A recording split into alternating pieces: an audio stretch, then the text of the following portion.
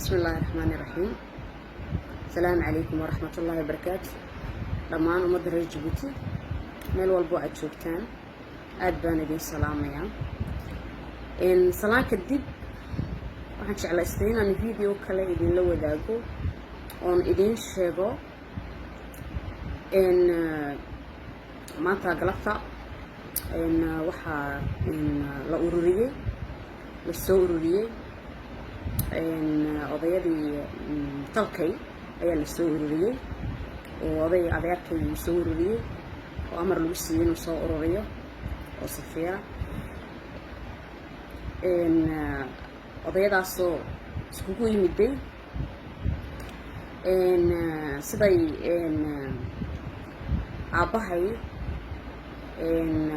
u cabsi geliyaan ugu hanjabaan inay reerka ka saarayaan amba ay aniga dee reerka iga saarayaan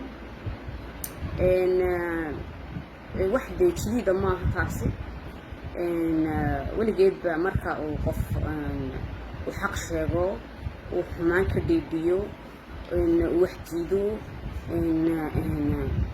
axsigeed u tiraahdaa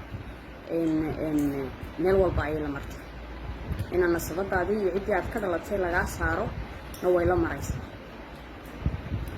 marka waxay hadda ay ku ogan yihiin waqtiga aan idinla hadlayo sidii ay maxaa la idhaahdaa ay uga dhaadhicin lahaayeen aabbahay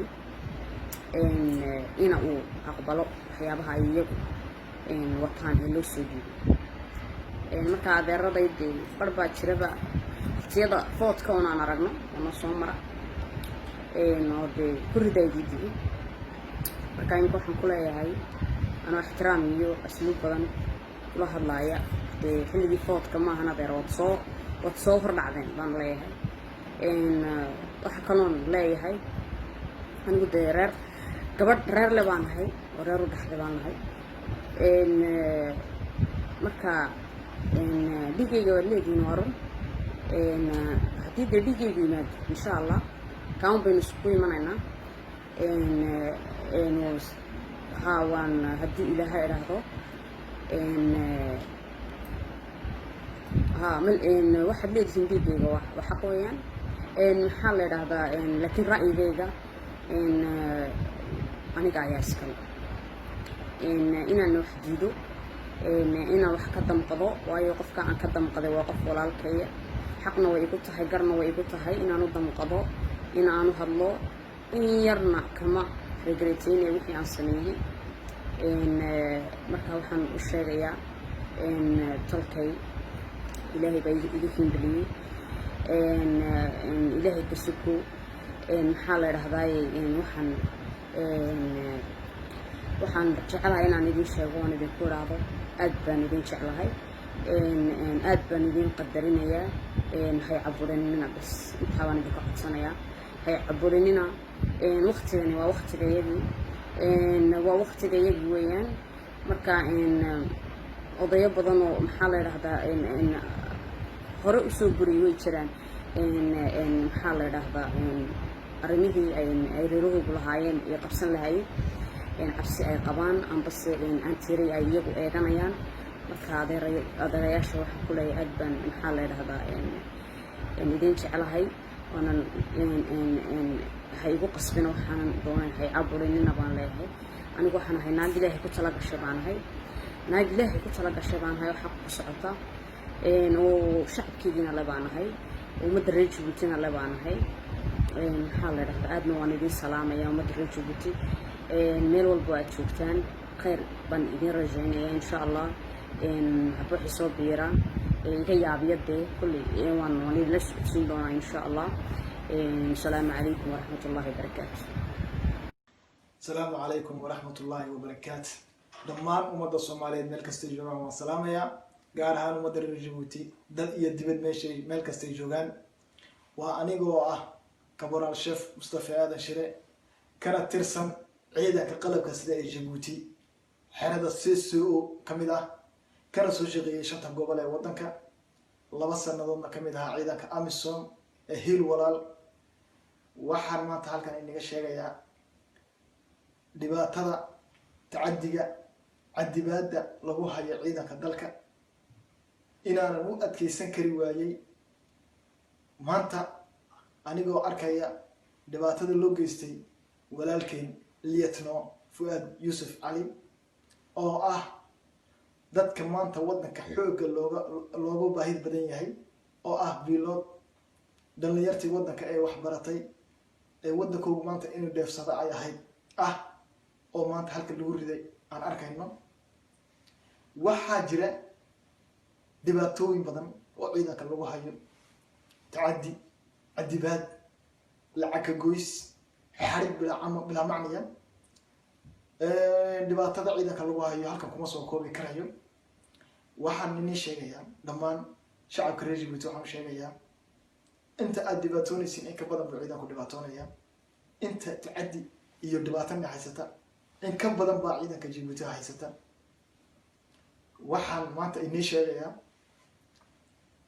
inay dhibaatada geysanayso 4 madaxda ka tirsan oo reer mida ah oo dadka dhibaataynaysa, tacadi u geysanaysa. waxaan maanta inii sheegayaa inaan dhibaatada aan u dulqaadan kari waayey. waxaan ka leeyahay walaalkeen fuaad, lietno fuaad, dhammaan adiga ayaan ku nahay. halka aad ku jirtid aan kusoo wada soconnaa dhammaanta ayaan u dhannahay. annagoo gacmaha haysaysana annaka iyo shicibku waa inay gabood amba aan wada galno amba aad kusoo saarano. waxaan shicibka reer Djibouti u sheegayaa waar ciidanka aad ka baqaysiin, ciidanka aad inuu dhibaateynayo aad moodaysiin waa ciidan iyo kuwa aan hadli karin. marka ay imanayaan kama inayna dhibaateeyaan keliya waajib bay gudanayaan oo taga ayaa laga yidhi waxba kama jiraan. ha ka cabsoonina. waxaan leeyahay ummadda shicibka reer Djibouti, waxaan ka leeyahay waa maalinkii layna sugayey, waa maalinkii layna sugayey inaad soo baxdaan, inaad isku soo baxdaan, inaad ka hadashaan, inaad maad aragtaanay codkiina dhiibataan. waxba inaguma hadha guryaha. waad arkaysaan maanta waxa waddankeena ka dhacaya. waad arkaysaan maanta waddankeenu waxa uu maaragtaanay uu ku tallaabsaday. waad arkaysaan maanta waddankeena waxaa ka jira. marka waxaan inii sheegayaa salemomo jamais shalay waxay ahayd daraad, waxay ahayd arxiba, shalay waxay ahayd buldhuqo. maanta waad arkaysiin berri tolana dawa haddaan ku sugnaba, haddaan berri ku sugno hana la dhibaateeyo annakaa iskugu wacan. waxaan inii sheegayaa maanta laga bilaabo inaan ciidanka ka mid ahayn, oon halkaa aan ku dhigayo dareyska. inta aan dhibaatoonayno, inta aan murugeysannahay, inta aan tacadi aan qabno, waxaan sheegayaa inaan ciidanka ka mid ahayn. waxaan inii sheegayaa ummadda reer Djibouti dhammaantiin waa inaad gacmaha isqabsataan, waa inaad isqabsataan gacmaha, waa inaad dhammaan soo baxdaan, waa inaad dhammaan tirahdaan cadaalad darri waan diidnay, guumaysi waan diidnay, horay baan guumaysi u diidnay. waa maanta oo la doonayo inaana nama qooniyo, laakiin nama maqoonin karayo. waxaan inii sheegayaa inaan maanta halka hortiina ku tirin doono dareyska, oon ciidanka hortiina aan kaga tegi doono. waa ilana socda.